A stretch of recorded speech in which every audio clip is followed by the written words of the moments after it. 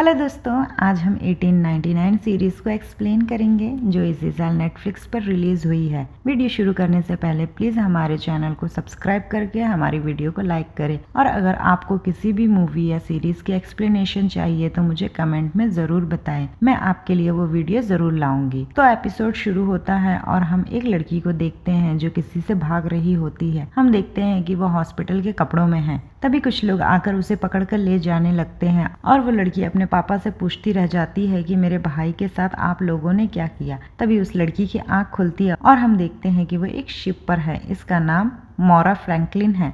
वो उठती है तो उसे लगता है कि वो सपना देख रही थी, पर हम उसके हाथों में बांधने का निशान देखते हैं। वो एक लेटर देखती है जिसमें लिखा था कि मुझे पता है कि हमारे डैड ने क्या किया है और मैं तुम्हें न्यूयॉर्क में मिलकर सब बताऊंगा। हम देखते हैं कि इस शिप पर काम करने वाले कुछ लोग आपस में बातें कर रहे होते हैं कि कैसे 4 महीने पहले प्रोमेथियस शिप गायब हो गया था और वो शिप आज तक किसी को नहीं मिला। दूसरे सीन में हम शिप के डाइनिंग एरिया को देखते हैं जहाँ पर एक कपल जिनका नाम लॉरेंस और क्लेमेंस होता है, जिनमें लॉरेंस का ध्यान एक जापानी लड़की पे होता है। तभी वहाँ मोरा आती है जिसे सब लोग अजीब तरीके से देख रहे होते हैं क्योंकि मोरा एक लेडी डॉक्टर होती है। वो एक लड़की से मिलती है जिसका नाम वर्जीनिया है। वो लोग बात कर ही रहे थे तभी वहाँ एक लड़का आता है जो वहाँ पर एक डॉक्टर को ढूंढ रहा होता है क्योंकि उसकी बहन की तबीयत खराब हो रही होती है, पर 3rd क्लास के पैसेंजर होने की वजह से गार्ड आकर उसे वहाँ से ले जाते हैं। मोरा उसको देखकर उसके क्लास तक आ जाती है जहाँ पर उस लड़के की बहन की हालत बहुत खराब होती है क्योंकि वो प्रेग्नेंट थी। तो मोरा उसको ट्रीट करती है जिससे उसकी तबीयत ठीक हो जाती है। वो वहाँ से ऊपर की तरफ आती है जहाँ पर उसकी मुलाकात कैप्टन से होती है। वो लोग बात कर ही रहे थे तभी वहाँ कैप्टन के आदमी आते हैं जो कैप्टन को अपने साथ ले जाते हैं और वो कैप्टन को बताते हैं कि 20 मिनट से प्रोमेथियस से सिग्नल आ रहे थे, इसका मतलब कि 4 महीनों से गायब हुआ शिप मिल गया है। जिस पर कैप्टन बोलता है कि वो शिप तो उत्तर की तरफ गया था, फिर वो यहाँ कैसे हो सकता है। पर कैप्टन उस शिप की मदद करने के लिए अपने शिप को प्रोमेथियस की तरफ मोड़ने का हुक्म देते हैं जिससे अब उनकी शिप प्रोमेथियस की तरफ जाने लगती है। तभी हम 2 लड़के मैगवेल और रमेरो को देखते हैं। वो देखते हैं कि ये शिप मुड़ रहा है जिससे वो लोग बहुत परेशान होते हैं क्योंकि वो लोग फिर से यूरोप जाना नहीं चाहते थे। दूसरे सीन में मोरा कैप्टन के पास जाकर पूछती है कि क्या सच में प्रोमेथियस शिप मिल गया है। कैप्टन बताता है कि हमें वहाँ से सिग्नल आ रहे हैं, शायद अभी भी वहाँ कोई जिंदा हो। शिप पर सब बहुत नाराज होते हैं शिप को न्यूयॉर्क न जाने को लेकर, इसलिए कैप्टन सबको एक हॉल में बुलाते हैं और वो उनको बताते हैं कि हम प्रोमेथियस शिप की तरफ मुड़े हैं क्योंकि शायद वहाँ अब भी कोई जिंदा होगा और वो वहाँ से चला जाता है। दूसरे सीन में हम ओलेग को देखते हैं जो कि एक वर्कर है। वो एक जगह खाना खा रहा होता है पर तभी वहाँ एक ब्लैक आदमी जोरेम आता है जो उसका खाना खा लेता है। हमें पता चलता है कि इस शिप पर वो छुप कर रह रहा है। रात तक वो लोग प्रोमेथियस तक पहुँच जाते हैं। कैप्टन प्रोमेथियस पर जाने के लिए तैयार हो रहा था तभी कैप्टन के कुछ लोग वहाँ जाने के हित में नहीं थे। वो उसे बोलते हैं कि हमें यहाँ से लौट जाना चाहिए और कंपनी को इस बात की रिपोर्ट करनी चाहिए, पर कैप्टन किसी की बात नहीं मानता। मोरा भी इसके साथ जाने की बात करती है जिस पर कैप्टन मोरा रोमेरो जो एक प्रीस्ट है और 2 वर्कर को अपने साथ प्रोमेथियस ले जाता है।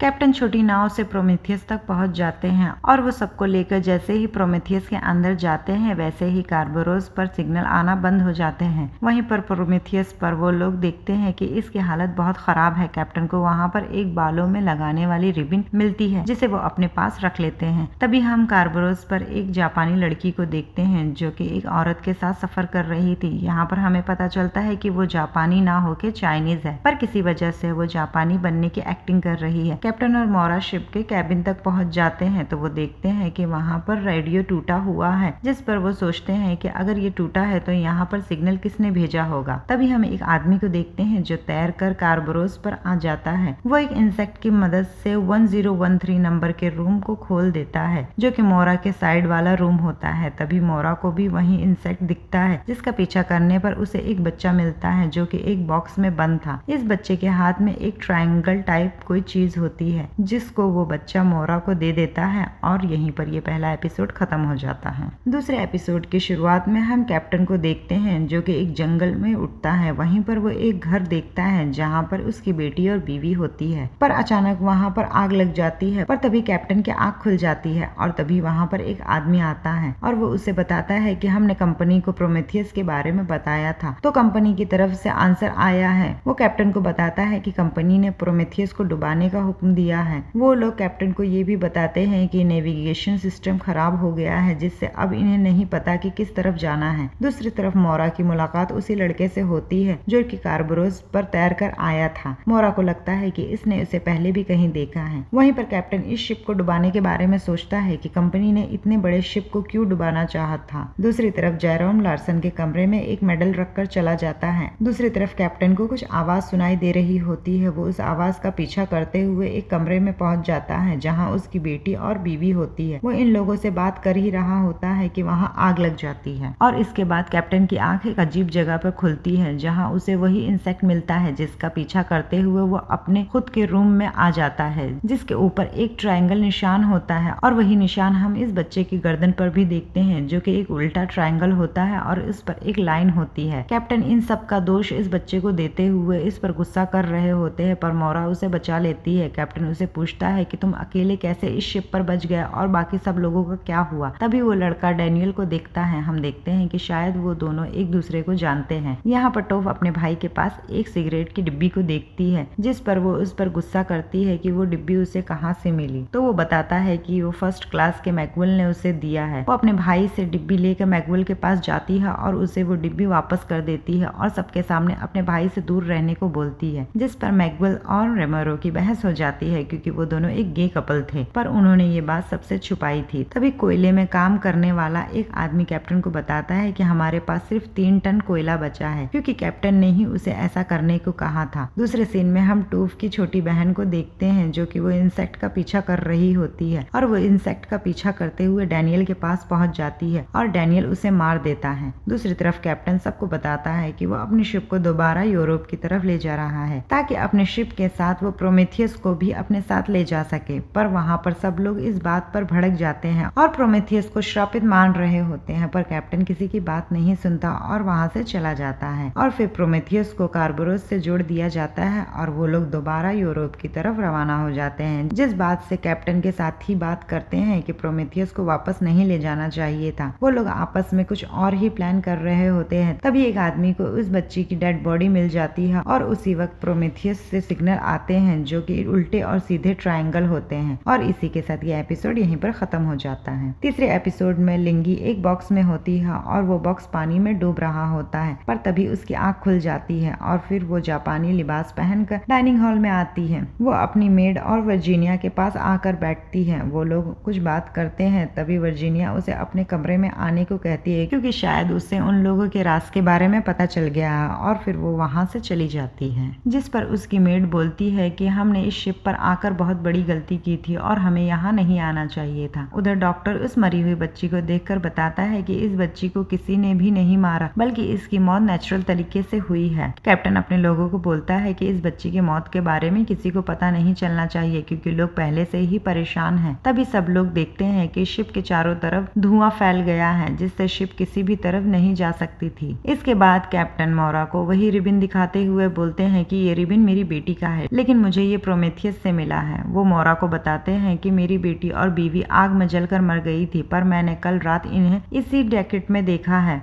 वो बताता है कि मैं यहाँ कैप्टन हूँ, मुझे यहाँ के हर जगह का पता है, पर मैंने कभी भी इस छोटे से कमरे को नहीं देखा और ये बेड के नीचे क्यों बनाई गई है। जरूर कंपनी हमसे कुछ छुपा रही है, जिसका पता लगाने के लिए मुझे प्रोमेथियस पर जाना होगा। मोरा भी उसके साथ जाने की बात करती है। दूसरी तरफ लिंगरी वर्जीनिया के कमरे में जाती है, जहाँ वर्जीनिया इसे चेक करके बताती है कि वो वर्जिन है। वो उसको धमकी देते हुए उसे उसके डार्क पास्ट के बारे में बोलती है, जिससे हमें पता चलता है कि लिंगी ने किसी को मारा है। वर्जीनिया उसे 8 बजे तैयार रहने को कहती है। इधर मोरा और कैप्टन के जाने के बाद सेबेस्टियन प्रोमेथियस से आने वाले ट्रायंगल सिग्नल को किसी के पास भेजता है। इसका मतलब कि वो भी किसी से मिला हुआ है, पर किससे ये हमें आगे पता चलेगा। दूसरी तरफ लिंगी उस मेड पर गुस्सा कर रही थी। तभी हमें पता चलता है कि वो मेड नहीं, लिंगी की माँ है, जो कि प्रोस्टिट्यूट का काम करती थी, पर उसने हमेशा लिंगी को छुपा कर रखा हुआ होता है और अपने काम से दूर रखा हुआ होता है। अपनी माँ से बहस करने की वजह से लिंगी वहाँ से भाग जाती है और जाकर एक बॉक्स में छुप जाती है ताकि उसकी माँ उसे ना ढूंढ सके। तभी वो पास्ट का सीन देखती है कि कैसे उसने अपनी एक फ्रेंड को बॉक्स में बंद करके पानी में फेंक दिया था, पर वो लड़की जिंदा थी। मीनवाइल ओलेग आकर उसे उस बॉक्स से निकाल लेता है और उसे छुपने के लिए अपने साथ एक दूसरी जगह ले जाता है। तभी कैप्टन का एक आदमी 3rd क्लास वाले लोगों को आकर बताता है कि उनकी बच्ची बच्ची मिल गई है। उस बच्ची की बहन उस आदमी के साथ जाती है जहाँ पर उसे अपनी बहन की बॉडी मिलती है, जिसे वो अपने साथ लेकर आती है। इधर मोरा और कैप्टन को केबिन में ढूंढने पर कुछ नहीं मिलता, तो वो लोग कैप्टन वाले रूम में जाकर देखते हैं, जहाँ उन्हें वैसी ही सुरंग मिलती है जैसा कि कैप्टन के रूम में होती है। तभी दूसरी तरफ उस बच्चे के पास डैनियल आता है। वो उससे पूछता है कि क्या तुम्हें वो चीज मिली, जिस पर वो बच्चा ना बोलता है। वहीं लिंगी ओलेग के साथ एक अलग जगह आती है। तभी उसे अपना पास्ट याद आता है, जहाँ वो अपने फ्रेंड के साथ थी जो न्यूयॉर्क जाने वाली थी, पर लिंगी उसकी जगह वहाँ जाना चाहती थी, इसलिए वो उसकी चाय में कुछ मिला देती है जिससे उसकी फ्रेंड मर जाती है। दूसरी तरफ उस बच्ची की बॉडी को देखकर उसके घर वाले रो रहे होते हैं, जिससे कैप्टन का आदमी, जिसका नाम फ्रैंक है, वो भावुक हो जाता है और वहाँ से चला जाता है। पर बाहर आने पर वो देखता है कि बहुत से लोगों की लाश लॉबी में पड़ी हुई है।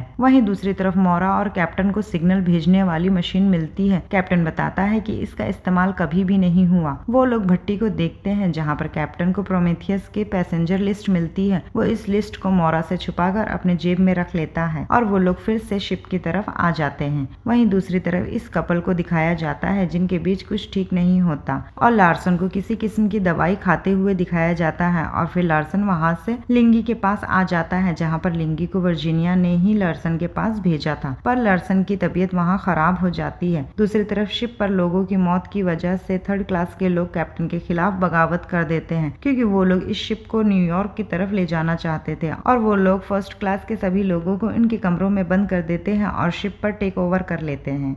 वहीं कैप्टन प्रोमेथियस के पैसेंजर्स लिस्ट को देखता है, जिसमें कैप्टन की साइन की जगह पर उसी की साइन होती है और इस लिस्ट में मोरा का भी नाम होता है। तभी सब लोग आकर कैप्टन को अपने कब्जे में कर लेते हैं और शिप को न्यूयॉर्क की तरफ मोड़ने को कहते हैं। वहीं डैनियल इस मशीन के पास आता है और एक डिवाइस की मदद से प्रोमेथियस को उसकी जगह से गायब कर देता है, और इसी के साथ ये एपिसोड यहीं पर खत्म होता है। फोर्थ एपिसोड की शुरुआत में हम देखते हैं कि एक रेगिस्तान में एक जंग हो रही थी और वहाँ पर हम जोरेम और लार्सन को देखते हैं। लार्सन सामने वाले साइड के लेफ्टिनेंट को मारकर उसके कपड़े पहन लेता है ताकि आगे लेफ्टिनेंट बनकर अमीर जिंदगी जी सके, जिस पर जोरेम उसे ऐसा करने के लिए मना करता है, पर लार्सन उसकी बात ना मानकर उस पर गोली चला देता है और जोरेम की आंखें खुल जाती है। वहीं पर बागी हुए लोग देखते हैं कि प्रोमेथियस गायब हो गया है। तभी कैप्टन का एक आदमी बताता है कि गायब प्रोमेथियस नहीं बल्कि हम लोग हो गए हैं, और हम इतना चलने पर भी वही हैं जहाँ पर हमने 3 दिन पहले रास्ता बदला था। इधर थर्ड क्लास में बातें हो रही होती है कि ये सब क्या हो रहा है। इन लोगों को लगता है कि ये मौत इस बच्चे के आने की वजह से हो रही है, इसलिए वो लोग इस बच्चे को ढूंढने लगते हैं। इन लोगों ने कैप्टन और कुछ लोगों को भी कैद करके रखा हुआ होता है, पर वो वहाँ से निकल जाते हैं। इधर थर्ड क्लास के लोग मोरा के पास इस बच्चे को ढूंढने आते हैं, पर उन्हें वो बच्चा वहाँ नहीं मिलता, जिस पर वो लोग उसे वहीं बंद करके चले जाते हैं। तभी मोरा को कुछ आवाज आती है। बेड हटाने पर मोरा को वही टनल दिखाई देता है, जिसे खोलने पर उसे वहाँ वही बच्चा मिलता है। इधर डैनियल फिर से उसी मशीन के पास आता है और उसे यूज करने लगता है। दूसरी तरफ जेरोम लार्सन के रूम में जाता है, पर उसे वहाँ क्लेमियंस मिलती है। वो दोनों वहाँ से सबसे छुपते हुए कैप्टन के पास जाते हैं। इधर मोरा इस बच्चे के साथ इस रूम से बाहर निकलने की कोशिश कर रही होती है। तभी वो बच्चा उसी इंसेक्ट को अपने हाथ से निकालता है और इस इंसेक्ट के दरवाजे से बाहर जाने से वो दरवाजा खुल जाता है। वो दोनों इस इंसेक्ट का पीछा करते हुए आगे बढ़ रहे होते हैं। अब कैप्टन जेरोम और बाकी सब लोग छोटी बोट के पास आ जाते हैं। वहीं पर मोरा और बच्चा भी आ जाता है। वो लोग इस बोट से जाना चाहते थे, पर तभी वहाँ थर्ड क्लास के सब लोग आ जाते हैं, जिन्हें वहाँ पर वो बच्चा मिल जाता है और वो इस बच्चे को अपने साथ ले जाते हैं। इसी हाथापाई में जेरोम को गोली लग जाती है, जिससे वो पास्ट की यादों में खो जाता है, जहाँ पर वो जेल में होता है, और लार्सन उसे छोड़कर वहाँ से चला जाता है। अब लार्सन लेफ्टिनेंट के सूट में होता है और वो तब से ही